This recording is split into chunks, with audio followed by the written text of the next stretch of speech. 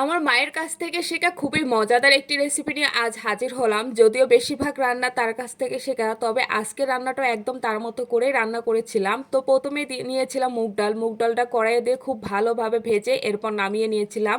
আর অন্য পাশে আমি নিয়েছিলাম রুই মাছের দুটো মাথা, এরপর লেজের অংশ মাথার মাঝখানে আমি ভাগ করে নিয়ে এরপর হলুদ মরিচ এবং লবণ মাখিয়ে নিয়েছিলাম। এরপর কড়াইয়ে দিয়েছিলাম তেল। তেলটা গরম হয়ে আসলে আমি এখানে মাছের মাথাগুলো এক এক করে দিয়েছিলাম। এরপর মাছের মাথাগুলো এপিট ওপিট খুব ভালোভাবে ভেজে এরপর নামিয়ে নিয়েছিলাম। মাছের মাথাটা যখন ভাজা হয়ে গিয়েছিল তখন আমি কড়াইয়ে দিয়েছিলাম বেশ খানিকটা পরিমাণের পেঁয়াজ কুচি, এরপর কাঁচামরিচ কুচিও দিয়েছিলাম। পেঁয়াজ এবং কাঁচামরিচটা যখন একটু নরম হয়ে আসছিল তখন আমি এর মধ্যে দিয়েছিলাম স্বাদ মতো লবণ, এরপর দিয়েছিলাম আদা বাটা, রসুন বাটা, হলুদের গুঁড়া, শুকনো মরিচের গুঁড়া, 1 চামচের মতো আমি জিরার গুঁড়াও দিয়েছিলাম।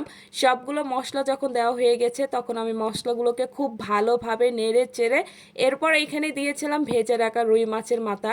মাথা এবং মশলাটা আমি বেশ খানিকটা সময় নেড়ে চেড়ে এরপর এখানে দিয়েছিলাম ধুয়ে রাখা মুগ ডাল। তো মুগ ডাল এবং মাছের মাথাটা আমি বেশ খানিকটা সময় কষিয়ে নিয়েছিলাম। তো আজকের আমার রেসিপিটা হচ্ছে মুগ ডাল এবং রুই মাছের মাথা দিয়ে মুড়ি ঘন্ট। তো সবগুলো উপকরণ আমি খুব ভালোভাবে কষিয়ে নিয়ে এখানে আমি দিয়েছিলাম পানি। তো একবারে পানি দিয়েছিলাম যেহেতু ডালটাকে একটু মাখা মাখা করে রাখবো, তার জন্য আমি এখানে পরিমাণ মতো পানি দিয়ে এরপর ডালটাকে নেড়ে চেড়ে ঢাকনা দিয়ে দিয়েছিলাম। ডালটা যখন হয়ে আসবে তার আগে আগে আমি এখানে দিয়েছিলাম ধনিয়া পাতা। এরপর ডালটাকে খুব ভালোভাবে নেড়ে চেড়ে কয়েকটা সময় এই ডালটাকে একটু জাল করে এরপর নামিয়ে নিয়েছিলাম। আর তৈরি হয়ে গেল রুই মাছের মাথা এবং মুগ ডাল দিয়ে মুড়িঘণ্ট। আর গরম ভাতের সাথে এই তরকারিটা খেতে কিন্তু বেশ মজাদার হয়েছিল। তা আপনাদের কাছে রেসিপিটা কেমন লাগলো জানাবেন।